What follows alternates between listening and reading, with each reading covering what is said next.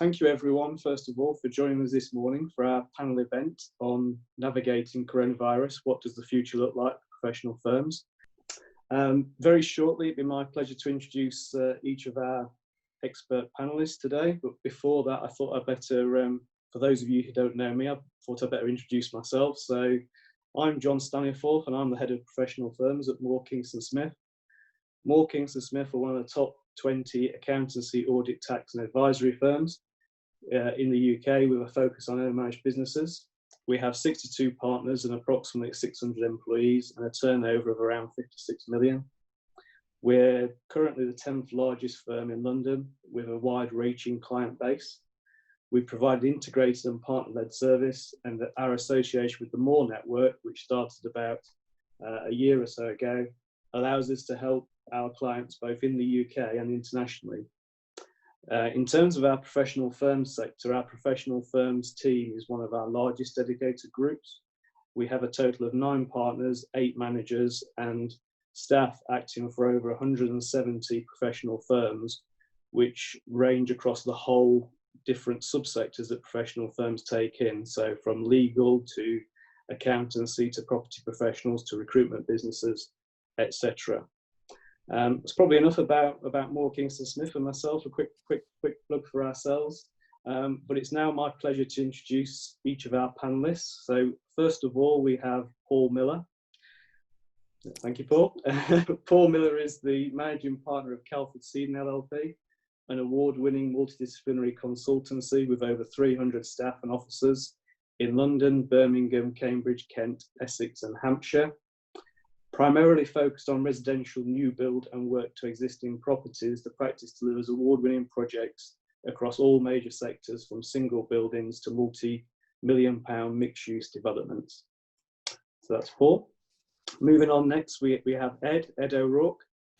Thank you, Ed. Ed O'Rourke has been the CEO of Ashton's Legal since the beginning of 2013. Ashton's Legal is a full-service law firm covering business, individual and injury legal claims, acting for clients throughout East Anglia and beyond, with offices in Bury St Edmunds, Cambridge, Ipswich, Leeds and Norwich. Prior to being CEO, Ed spent 15 years as a corporate commercial lawyer. His early career was actually as a licensed manager in the hospitality industry. And in his experience, managing people in the hospitality sector is an awful lot easier than in professional services. And I'm sure we can all sympathise with that. Next is a face that will be known to many, particularly people from MKS. So Maureen Penfold is the managing partner of Moore Kingston Smith. Hi. She has seen the firm's development over the years, from joining in 1982 to becoming a partner in 1990 and managing partner since 2016. Maureen now concentrates on helping both clients and employees reach their potential, as well as leading the firm's growth strategy. And last but not least, we have Alan Wright.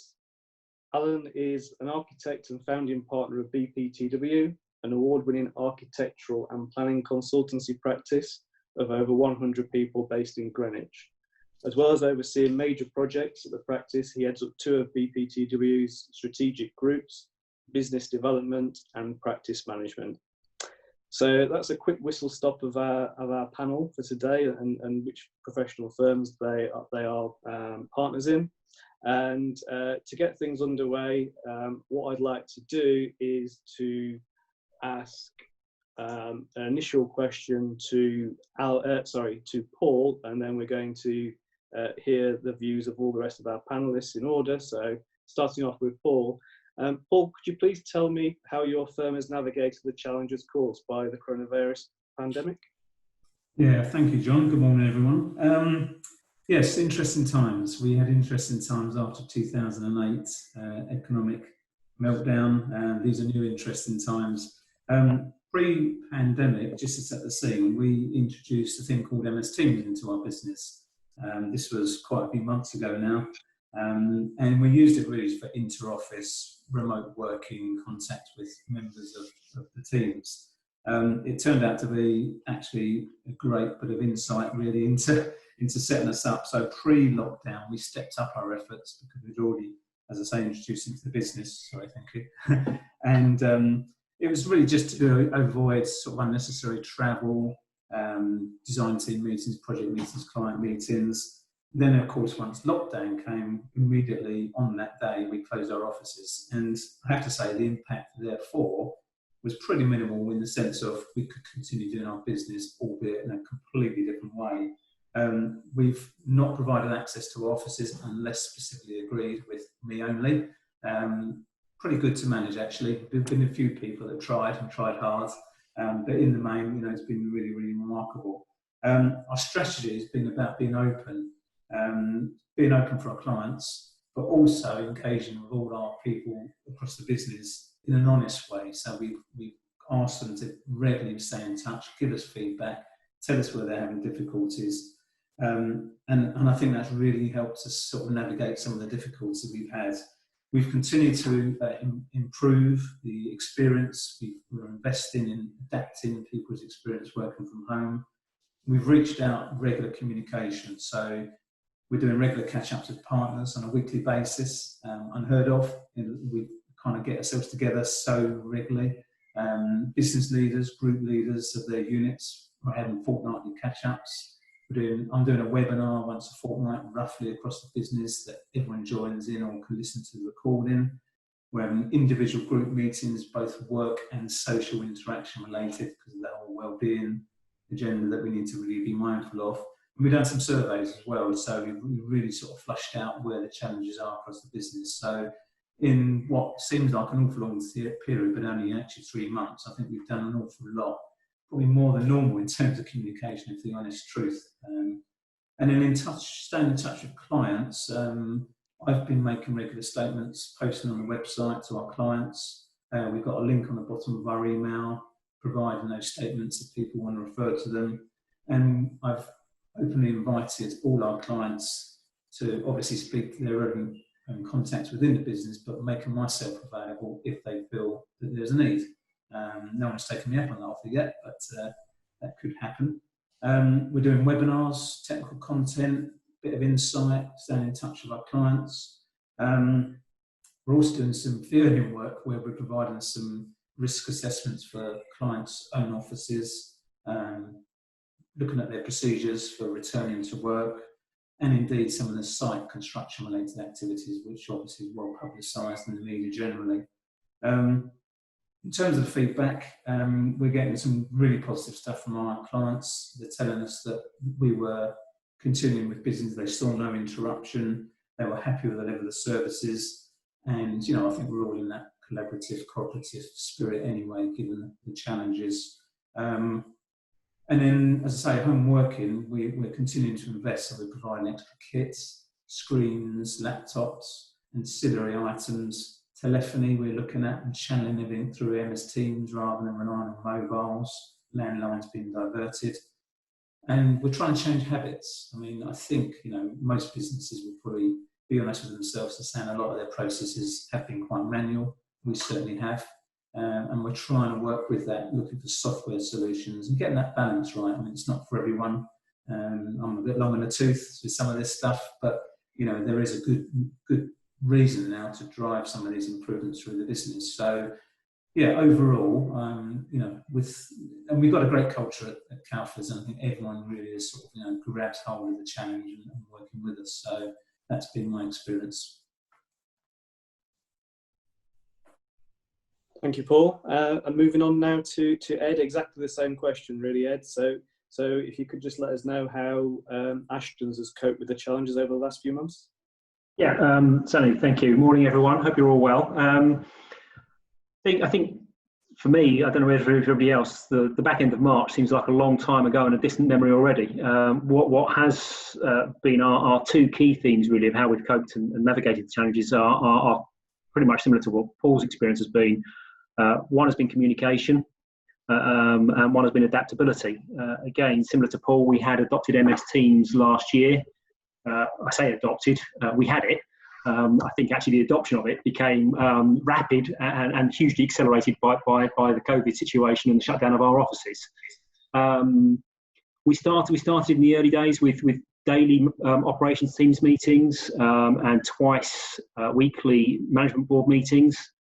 As we've moved through the pandemic, that frequency of those meetings has diminished, so we're now meeting on a management board on a fortnightly basis and an ops team meeting on a twice a week basis. So communication started quite heavily, very teams focused, lots of chat as we started to get to grips with what we were doing, how we were doing it, and how we were then going to communicate out to the wider firm.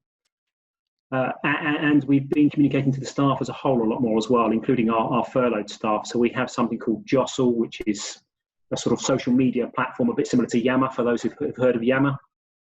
And so we initially started by doing lots of posts out onto that on a daily basis, doing updates to all of our staff, keeping them informed as to what was going on. And as we've moved forward, we've now started to utilise Teams more. So we've reduced the frequency of the communication slightly, but we now have chats, we put 3 in the diary over the course of a 2-week window, and we allow anybody to log on and ask any questions they like, and the management board will answer those questions, primarily led by myself. Adaptation really is being forced upon us. Our offices are open now 2 days a week, primarily led by client demand. So we did shut the offices completely in the early days, but we found some clients were adamant they didn't want to do things remotely. So we opened up offices on a limited basis by appointment only, very skeleton crew going in to handle those.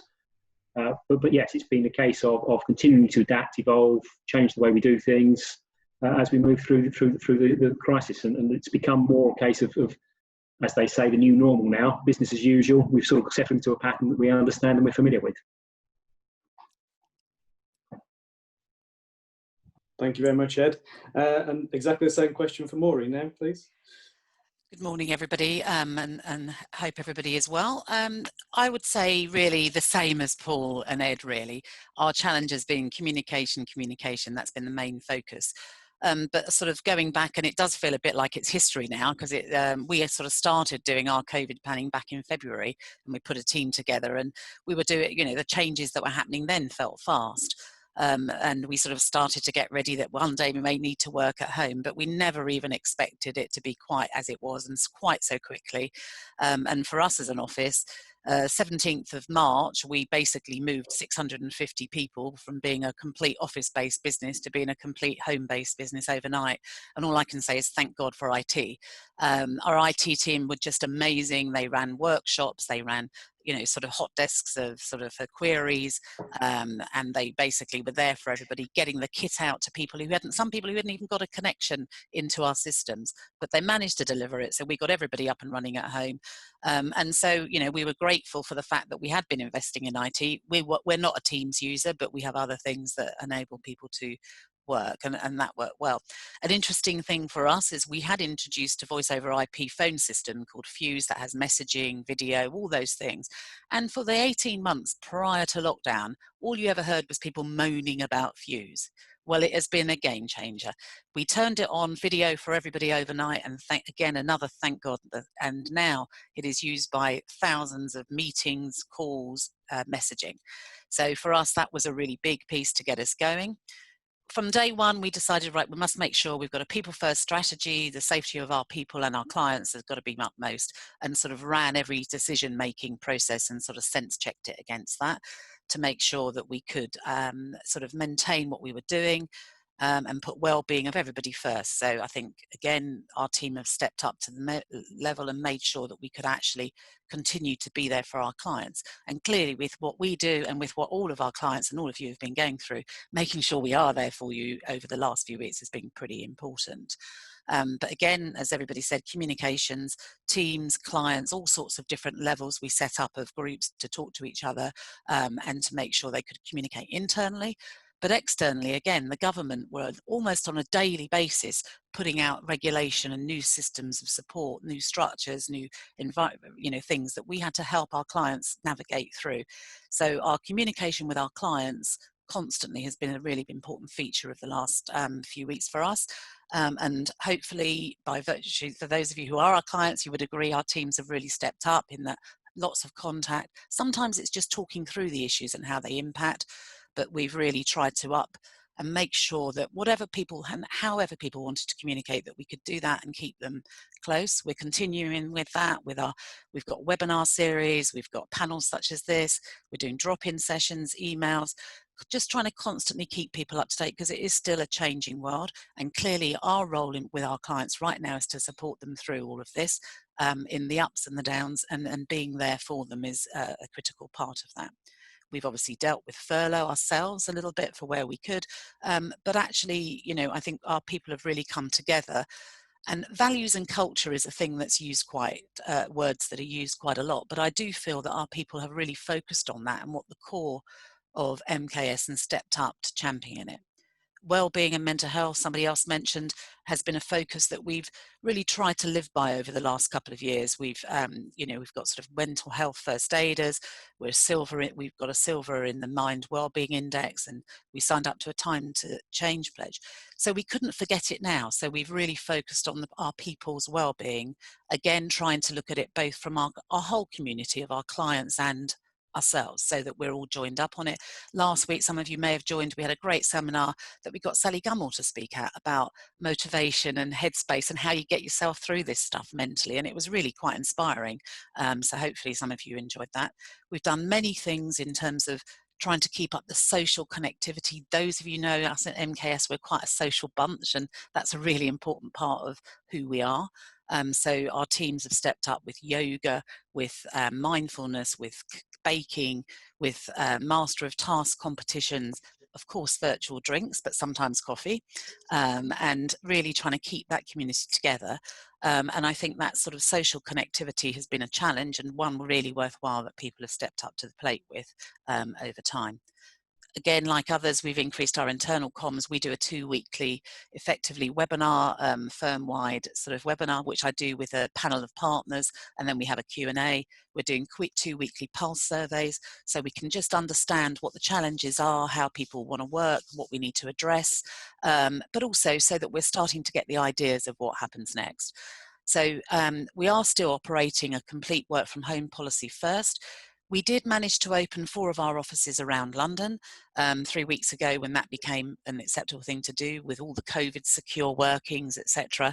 And so their capacity is about 45%, but we've got a completely, you can only go there if you book something and can get there without public transport. But I have to say, it's been quite a surprise to me with 650 people. Probably over the last 3 weeks, maybe 20 people or 30 people have done an odd office visit. So at the moment, there's no desire to get back to the office is what we're seeing. And I think that's a quick summary of us, John. Thank you very much, Maureen. I think the theme so far is communication, communication, communication. But yeah, I would agree. Last but not least, Alan, can you just take us through kind of some of the challenges that BPTW have faced?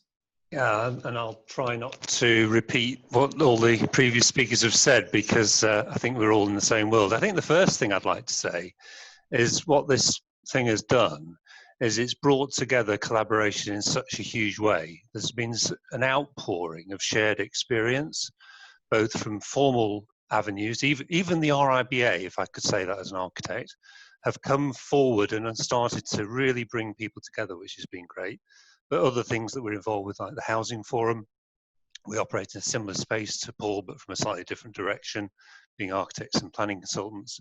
And the sharing from other firms, you know, people doing what you're doing here, John, but also bringing together informally discussions and experiences. And that's been reassuring when you're facing some of those really hard decisions about what do you do next.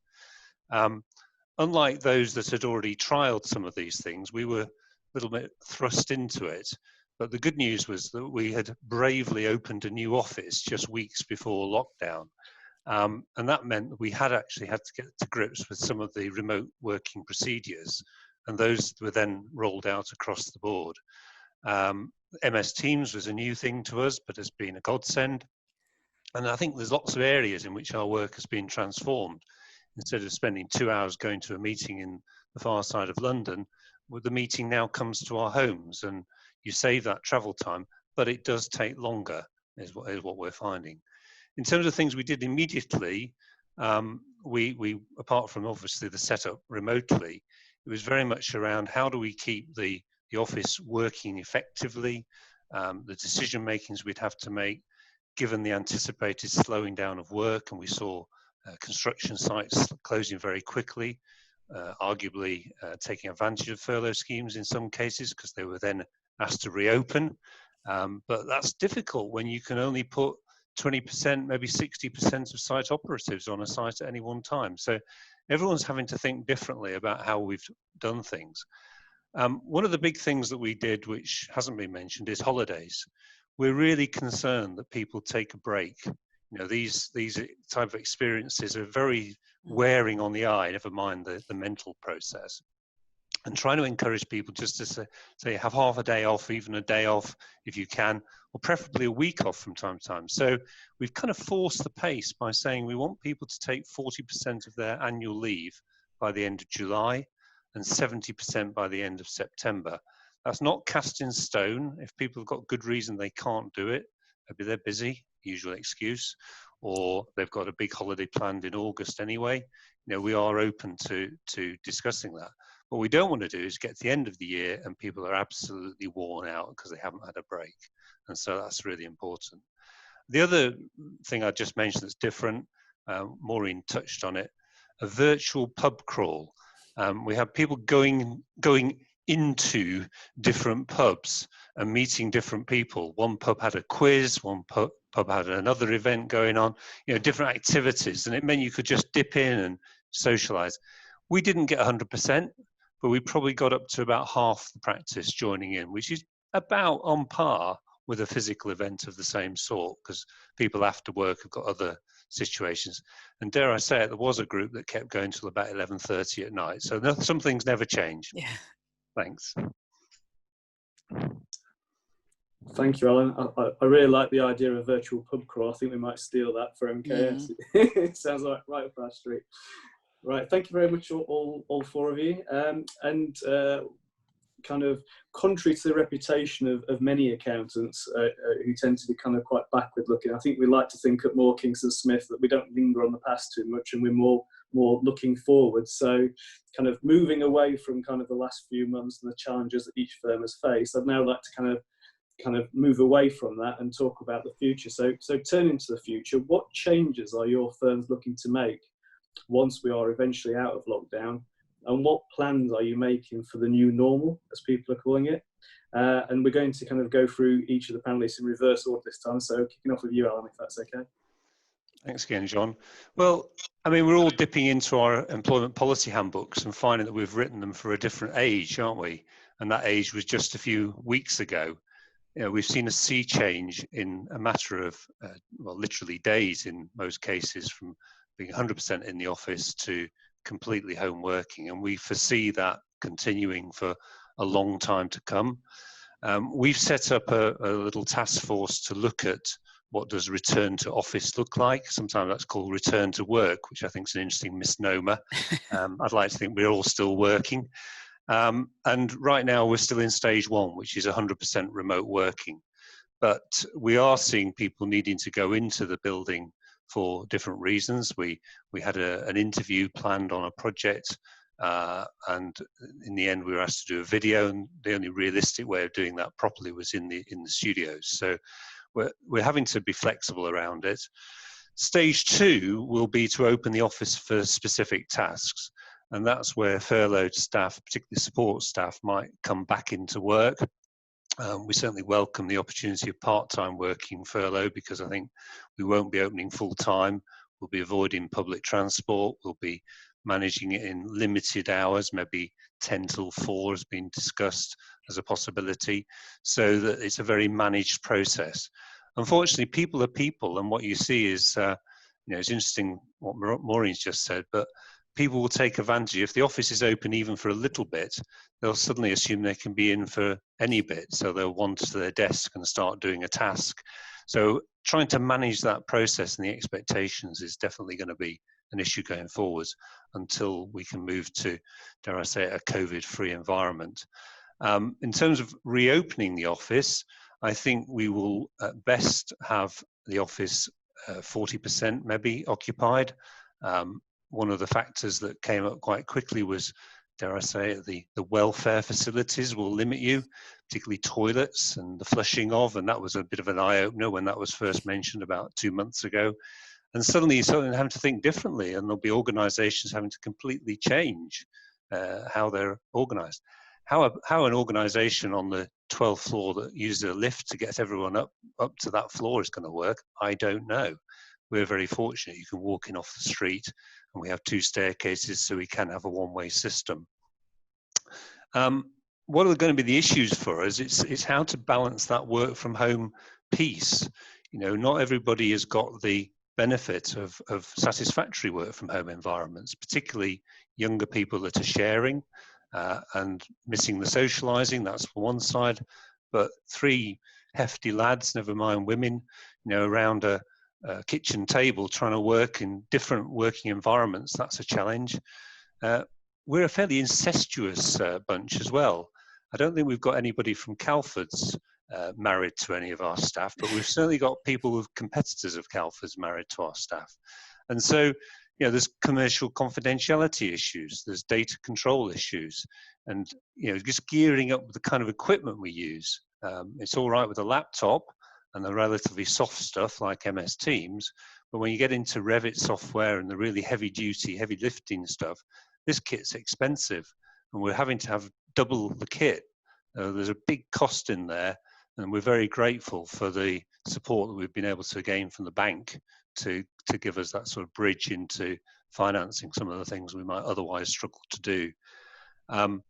I won't mention all the obvious things like risk assessments and so on, but just thinking about what will recruitment look like in the future. You know, it's mirroring everything we've done into a virtual world. And then induction. How do you induct somebody who you never physically meet? You know, and so on. So there's lots of little challenges, and we're still getting to grips with it. So I'd like to think that I might learn something from this. Thanks. Thank you, Alan. So moving on to Maureen, what future plans have Moore Kingston Smith made about the new normal? Okay. Well, I'd sort of go in terms of, I think this is the really exciting part. I feel like, you know, the benefit of this terrible disaster is that it has actually pushed us all off the edge of our comfort blankets. And so what I'm really trying to sort of focus on now and engage the firm and isn't necessarily the journey back into how we open the next couple of offices and what we do in the short term, but it's what we're actually calling phase 3, which is what does the new normal actually look like in the world? What do our clients want? How should we operate? What do our people want? And trying to sort of go beyond the tough times that I'm sure we've all got ahead a little while, and sort of think about what's the shape of the firm beyond that. And that is really the focus and what we're trying to look at. Obviously, we're dealing with the day-to-day points, but it's really trying to work at that. So we've started on a sort of engaging in trying to look at research, trying to look at hold virtual workshops, get feedback, get surveys. We kicked this off on Monday, where we held our first virtual partner workshop for an afternoon on Zooms, and actually had a real good focus and looked at 3 sort of key pillars of our operations, which was sort of facilities and space, the tech, and also our people. And really sort of started that conversation about, you know, what will that look like and how might it work. We'd undertaken a survey, and it's clear that our future as MKS, we cannot go back to being a fully office-based environment or a fully home-based environment. In one respect, you know, we know how to work in an office, and funnily, we know how to work at home now.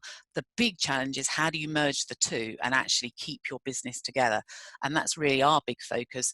How are we going to transition into that operation? What do our clients want? How do they want to work in the future? And really sort of trying to look at that challenge and all of the things Alan said, you know, around the people. Communication, again, we see as how are we going to do that? How are we going to onboard? How are we going to train?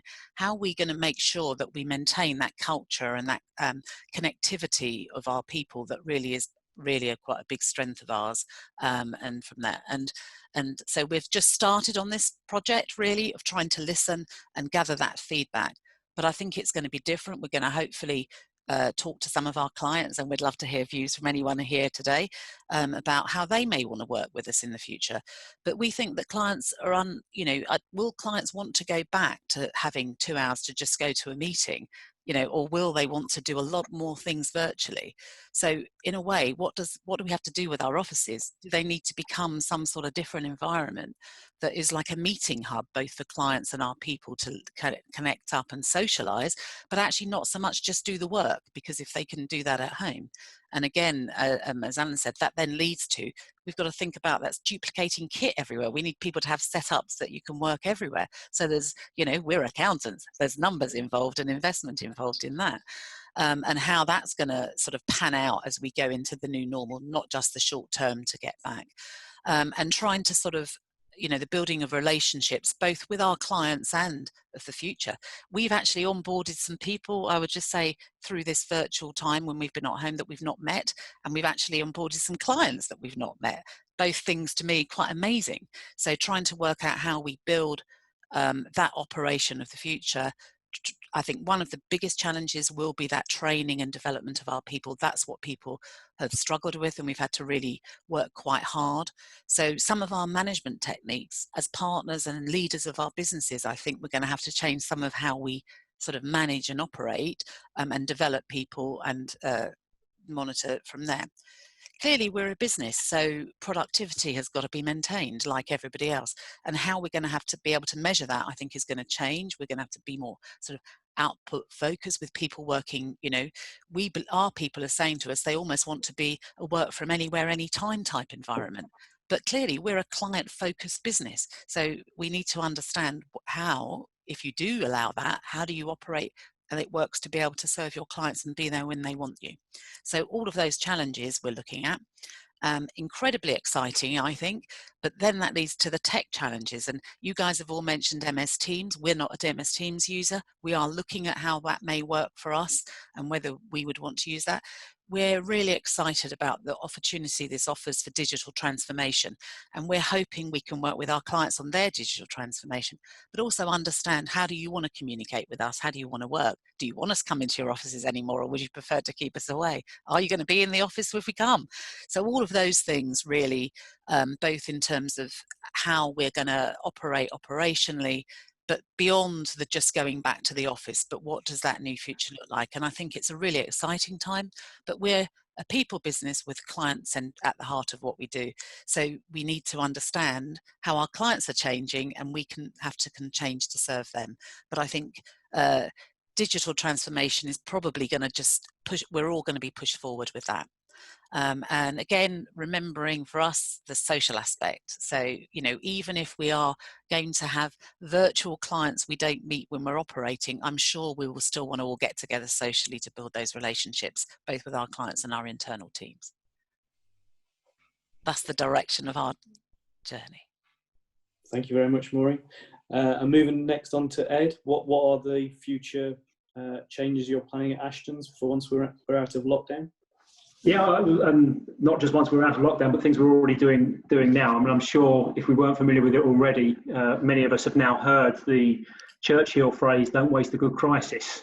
And that's exactly what we're trying to do at this precise moment in time. There are a number of things that have been adopted very rapidly that I've been pushing at for a while. Maureen's already mentioned the sort of martini working, sort of anytime, anywhere type solution. And I have seen a great advantage to flexible agile working, not being imposed on people, but being a way in which we create an environment that allows them to accept and adopt that.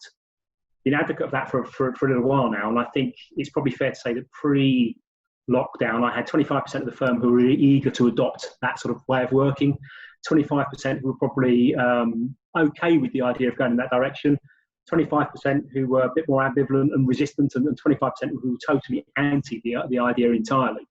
And what's happened, of course, is everybody's now had to adopt that by necessity going forward. What we don't want to do is find that we move back towards an office environment that allows us to slip back into old habits rather than making the advantage of what's been put in front of us so far. So agile, flexible working, but doing it in a way that isn't compelling people to work elsewhere or out from the office, but making it more, facilitating more their ability to do so rather than making it compulsory. So that links into our office space. We've already now looked at the redesign of our Norwich office.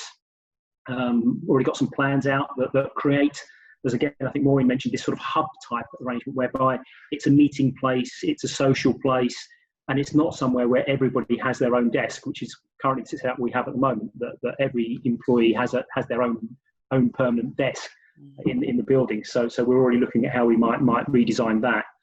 And the other thing we've done is we've already started centralising some of our functions. The obvious one in the early days was post opening.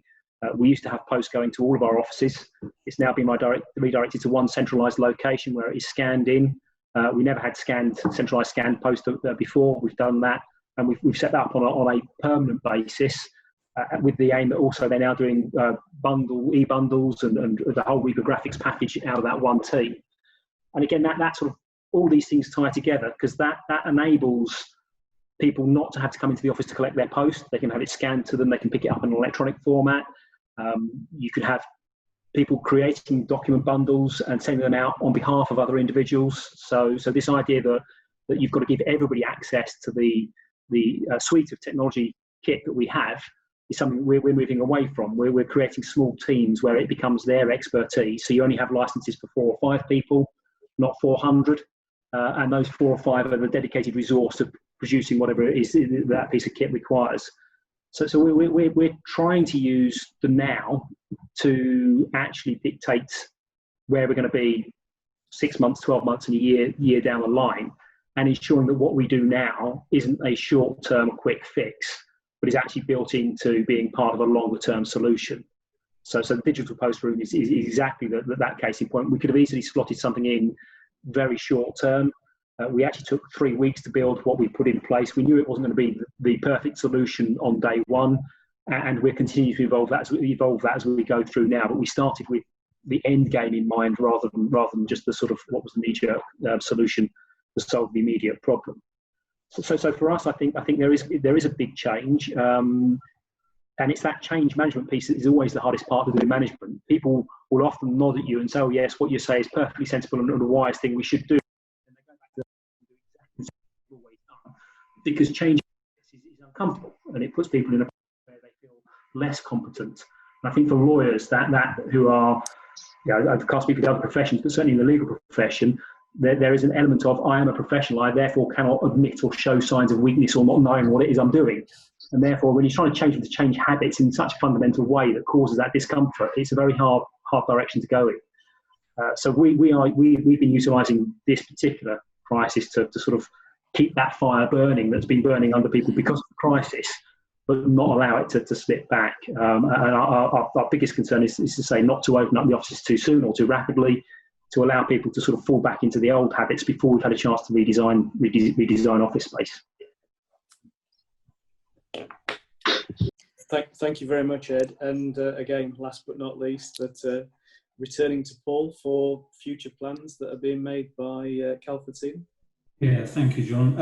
I mean, everyone's pretty much encapsulated all the comments they're going to make, but just to try to summarise some of it, particularly relevant to us. 2 stages really initially at the minute. One's the immediate or medium term, if you like, which is we're doing a pilot. We're going to open up our Orpington office with a very limited capacity. We're going to test it. We're going to stress test it. We're going to see how it works with all the restrictions as we currently know about. 2 meters instead of 1 meter, all that's going to change inevitably. But we're doing it on a basis that we want to do it on a hot desking arrangement. And this is something which we've partly done way before even COVID got talked about. So our technical fee earning people are very peripatetic in their nature. They go to client meetings, they go to project site meetings, etc. So they're out and about an awful lot anyway. So having a base that is their desk is becoming less and less relevant to us as a business from the fee earning point of view anyway, members of our operation.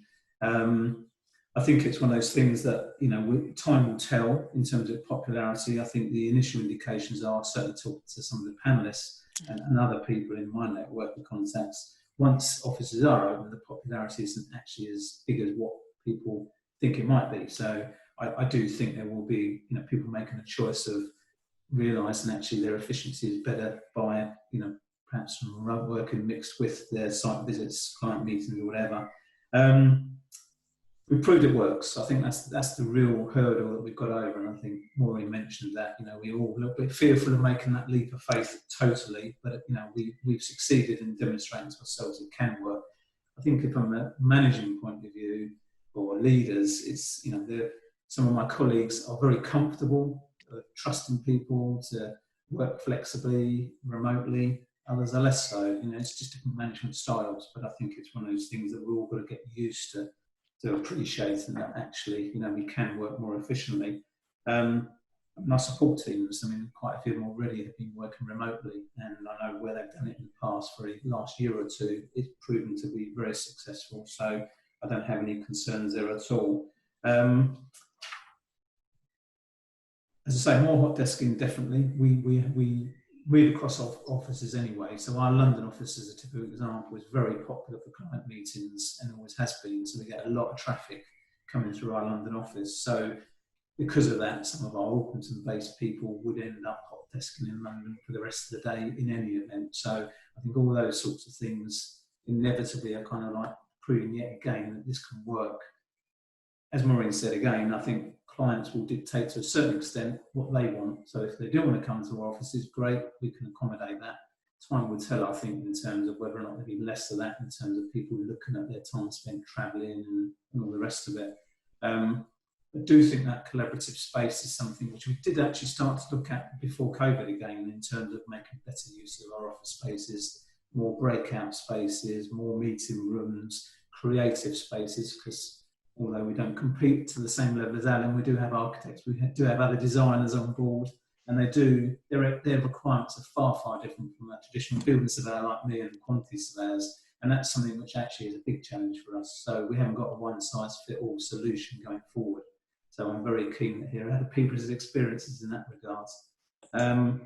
You know, who knows, we might not need a London office going forward. I mean, it is an expensive solution for us, but, you know, it is the right answer for us as things stand, but that may change. So we have to keep very open-minded about future investment and how our offices look. The big one, I think, for me is that training and development, and that's the big question mark. You know, we touched on it as a panel when we got together earlier this week, in terms of, you know, that stuff that people hear just generally in the office environment, behaviour here, that learning just from how people behave, phone manners and all those sorts of things is going to be missing if we go wholly down the route of remote working. So that's something I'm very keen to make sure we don't forget, because after all, as Alan well knows, construction industry is devoid of you know, talent. It's a challenge for us, and we each got to do our bit to train and develop people, and that's going to be quite a challenge for us, no doubt about that. Yeah, I think that's pretty much the summary. Thank you. Excellent. Thank you very much, Paul. I think probably to summarise, most of those changes that are planned come into three categories, which are officers, technology and people, and that's probably the three biggest area of cost, and also the three key resources for all professional firms. So it's no great surprise really, that's where most firms are planning on making changes. So we're now going to open it up into kind of Q&A, and for the rest of the session we will literally be completing the Q&A session, where it's open it up to the panel rather than asking specific people. So please feel free to kind of go first in answering any of these questions that we've had put in. So first of all, picking up on officers, one question we've had is, what percentage of your current office space do you think you will need in the long term to cater for the size of your business as it is now? So not accounting for any future growth of the business, but based on how big your firm is now, what percentage of your current office space do you think you actually need? Who'd like to go first on that one? I can pick up a bit on that if you like, because we've been doing some planning already. And perversely enough, I did read a report that was suggesting that more offices were going to go back to modular office space rather than open plan, as a way to cope with future pandemics and the distancing rule. I think, to be honest, that report was missing a point. And the point is, we actually changed the way we work, full stop.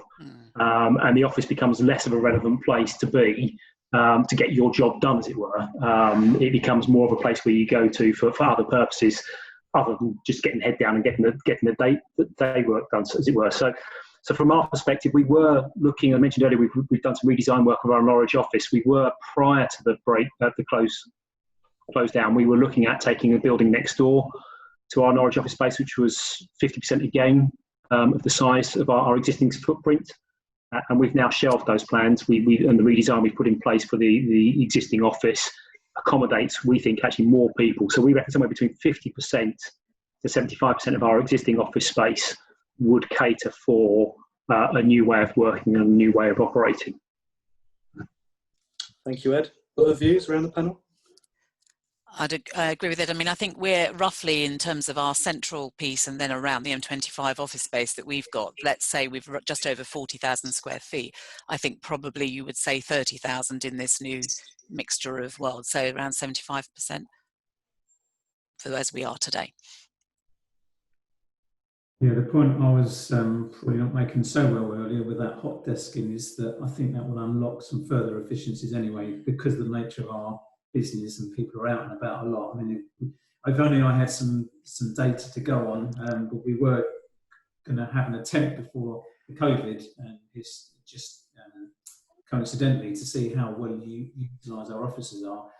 I would imagine most weeks it's occupied by about 50% maximum capacity. There's the odd day when it just seems very busy in the office, but a lot of the time people are out and about doing their business, holidays, sickness, you put all that together, and I think, at best 50%. So I think this is, the crisis thing, the Churchill statement, I love it. I mean, it's kind of proving actually we can probably afford to have plenty of scope to growth with our existing premises, rather than growth dictating we need to open up another office. Just chip in on that and perhaps go a bit more radical. I think obviously depends on the nature of your work, and one of the big things we miss is the collaborative piece of people coming together to share ideas and exchange ideas. We're substituting a lot of that as best we can in the virtual world, and in some cases working very well. But there's still that kind of interaction, that kind of creative spark, and certainly talking with other architects, it's an area that we're all missing. And I can't see in the future that we won't need to come together in some way, but how we come together will be different. And one of the networks we're involved with is in Kent, and there the commercial agent feedback is that the demand will fall to 20% of office space. So maybe your target's at 40%, even 70%, a little bit, need a bit of further thinking, because this has made us all look differently at the way we do everything we do, and how our clients operate similarly. Local authorities who couldn't carry out an online meeting are now busily having online meetings and finding that actually it works perfectly well. So, yeah. Thank you all.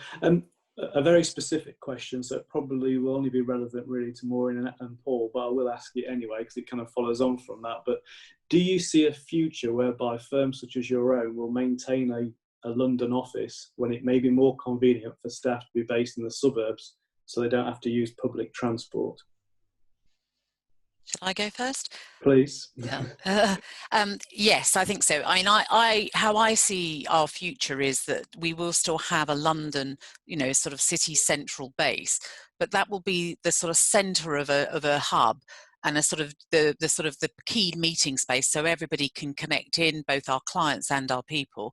But then I see that probably more of the doing, if somebody wants to go in and work, then they'll go to one of the spurs of that hub, which will be one of our local offices, because we're in the lucky position to have sort of a suite of offices around the M25, so which most people, even working in London, live within a driving distance to, hence why we opened first those offices. So, but I do think it's still important. And once the social scene in London and everything gets going, I think London's attraction will still be a magnet back. Whether it will be to sit at a desk or will just be to be the time to come in and meet people. So I believe for MKS, we do need our jewel in the crown central office city space, but a different one that's much more of a welcoming, collaborative one. Thank you, Maureen. Any comments from anybody else? I know it's not relevant to everybody, so.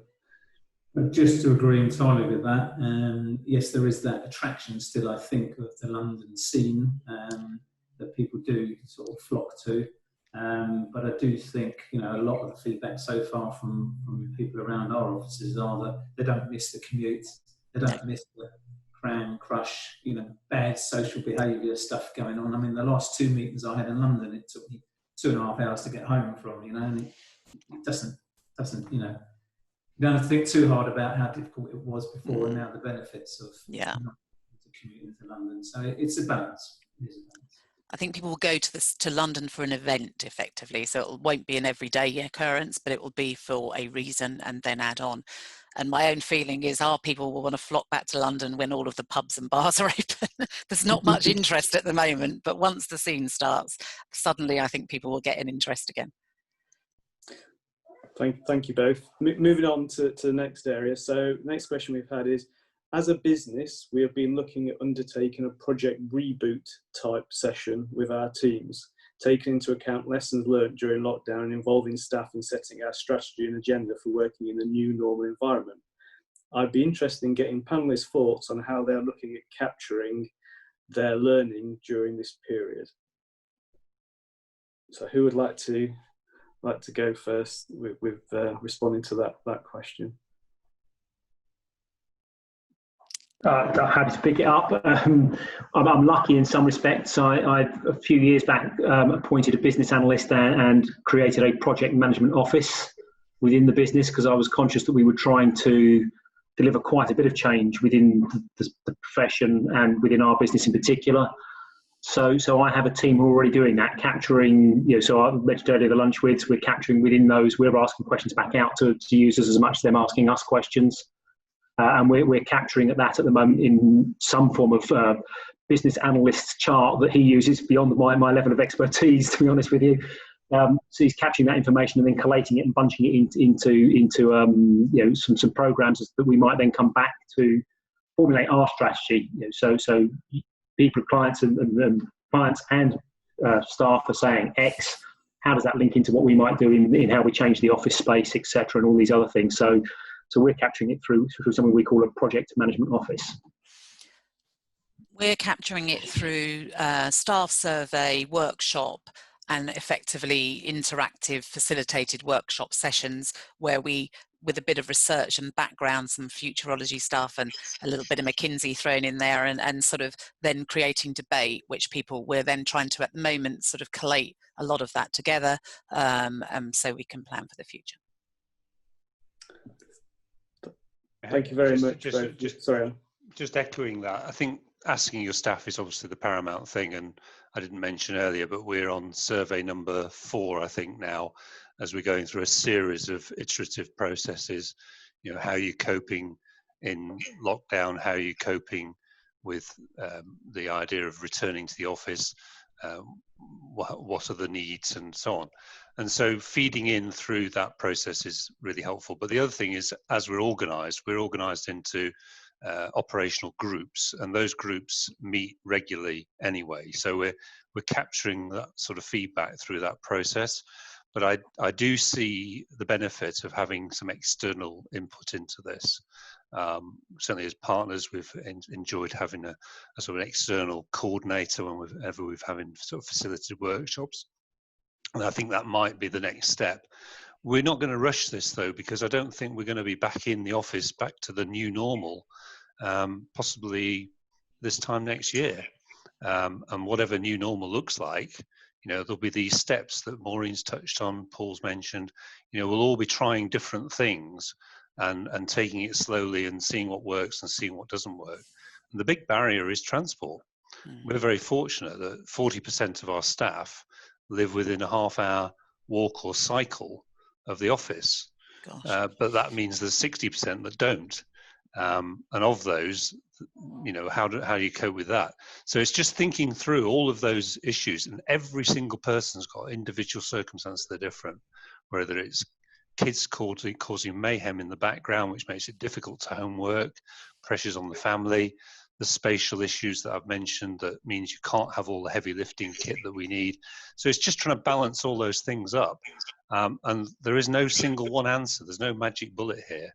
I think we could, back to sharing experiences, it's really valuable. And I see that the questions come from Neil. It'd be great, Neil, to have a chat about it further. Thank you very much, everybody. Moving on, maybe a rather difficult question to answer, but probably one that will be of interest to everybody listening. What impact are you anticipating on fee income, both in the short term and looking more into the future? Probably a difficult one to predict right now, but if anybody has got a crystal ball, how do you think the pandemic will impact on your firm's top line, both kind of over the last few months and the next few months, and then longer term as well? Well, I'm happy to start, really. In terms of what we've seen over the last couple of months is probably a little bit of a slowdown in some of our productivity, particularly around in our sort of transactionary areas of our business. A lot of our business is sort of requirements that people need and their compliance. So obviously that has to continue, and that's worked quite well actually remotely. It's amazing, remote auditing. I didn't even know it was a thing, but actually it works. Doing stock takes on video is always an amusing thing. So probably we're seeing about 10% when you look at year on year at the moment. I suspect that our business is quite seasonal in terms of sort of some of the compliance work, so there'll be a little bit slower of that.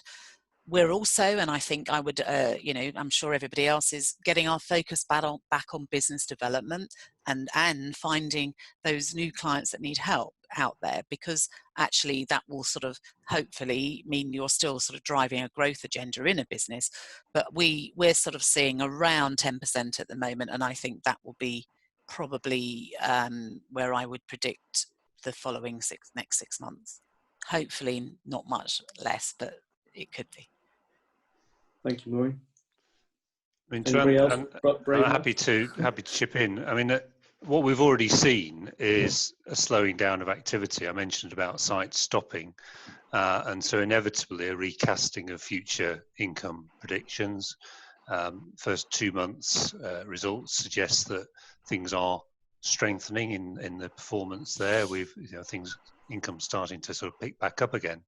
But what we're definitely seeing is decision making in clients is much more protracted. And so where we might have predicted something starting in a month or 2 months, today I sit here thinking 2 months or 4 months. So, and that could be extended. And the processes for procurement are also becoming more strained. So where we might have had a sign-off process, this week, it's now being pushed back 2 weeks, could be pushed back another 2 weeks. And so everything is starting to get going again, but in a slower way. And then we're going to have the crisis question, how much is this almost inevitable recession going to impact? I've heard from the local authority real anxiety about income coming into the local authority, and what does that do going forward? And when that starts to get magnified out across the country. The other thing is trends. We're definitely seeing a strength in the housing market outside London. People, dare I say it, looking at the panel of our age who live in London thinking, do I need to live in London anymore? And why am I in a 2-bedroom flat in where I could live in a handsome house with a paddock out in Kent? It's not for everybody. And so people are starting to rethink their life plans quite radically, because if you don't have to commute, where you work, where you live, all becomes a lot more flexible. And that's a challenge for us as well, back to the recruitment piece. Mm. Thank you, everybody. I'm just mindful of time, so I think we might have to count the next question as our last. But I think it kind of overlaps quite nicely with what people were saying, in that the theme that came from what a number of people said was all about culture, that your own firm's culture. So the question we've had in is, culture is important to all professional firms. Currently, the culture was created when teams were working in the office. Do you think you're going to need to work specifically to keep your firm's culture identity if remote working, flexible and agile policies continue longer term? If so, what are the sort of tactics you are thinking of? So essentially all about how are you going to maintain your firm's culture under the new normal, I guess. Yeah, I think that is an important point, and actually we're already seeing a bit of a challenge, I think, between furloughed and non-furloughed staff. You've got two camps being created, and probably both sides feeling the other side's got a better part of the deal. Those who are working and not on furlough thinking the furloughed people are having a nice time on holiday, and those who are furloughed thinking that their jobs are more at risk than those who aren't furloughed. So you've got tensions building there. And we as a firm have always talked about being one team and in this together, and teamwork is a big part of what we talk about. I think it comes back to what we were all saying earlier. Communication. It is an important aspect building that culture and reminding people of what we're about and giving good examples of where that's working well, and supporting people where they're struggling to keep with that sort of core values that we have within our business. I think we're all learning that communication is far more important than probably, certainly myself, had given credit to. I mean, I always knew it was important, but I probably wasn't doing as much of it as I've done in the last 3 months, and probably I'm doing more on a weekly basis than I was doing on a monthly basis previously. And I think that is important when we're remote with each other as we are at the moment. Yeah, I'd agree. Communication, and I think particularly at this stage where people are remote, but I think when you've got a mixture, it's going to be the same. I think there's got to be more sort of active, planned communication, because you aren't having those ad hoc moments at the coffee, as you pass on the stairs or wherever. So we're trying to make sure that there are sort of really almost not sort of fixed, but a little bit more fixed, so that people know, well, I need to speak to these people, and having different teams with sort of structures, just so that there is, almost that forced connectivity regularly, which will then become more natural as we move into a new world. But I think it is, one of the big challenges when I talk to my people team that they're concerned about is, when you have got this new world of agile working, how do you make sure that people who are working different hours and different circumstances you don't create gangs or sort of cliques, really? Because like Ed said, really, we really pride ourselves on that one firm culture and trying to bring all that together. So I don't think we have all the answers, but I think it's active management of it, as opposed to, in the past, a natural flow. Yeah, Maureen took the words out of my mouth. I think actually what this has enabled us to do is put more structure to that communication. We relied probably too much in the past on that ad hoc kind of passing on the stairs, as you said.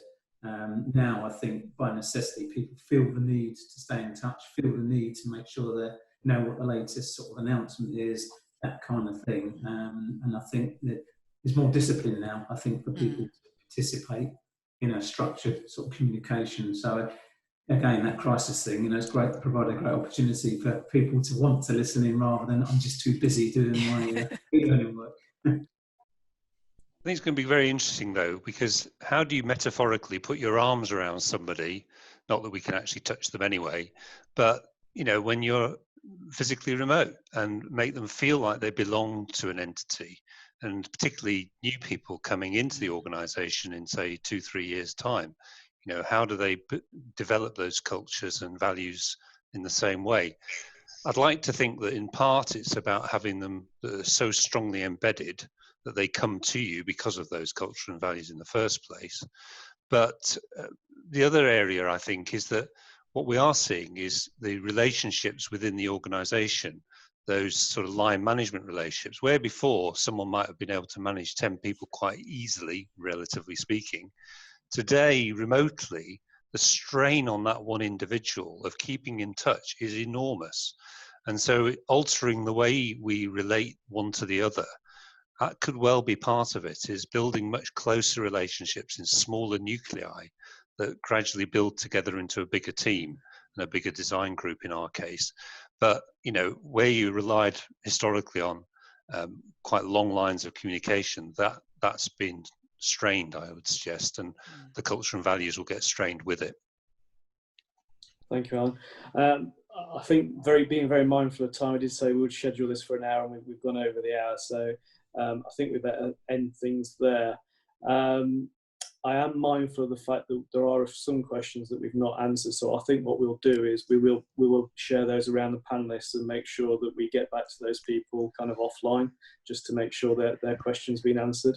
But just a series of thank yous really to finish off. So thank you very much to all 4 of our panelists. So thank you, Paul, Ed, Maureen and Alan. I think you've all contributed to a really kind of interesting and insightful debate on the future of professional firms. So thank you for all your contributions. They're all very good.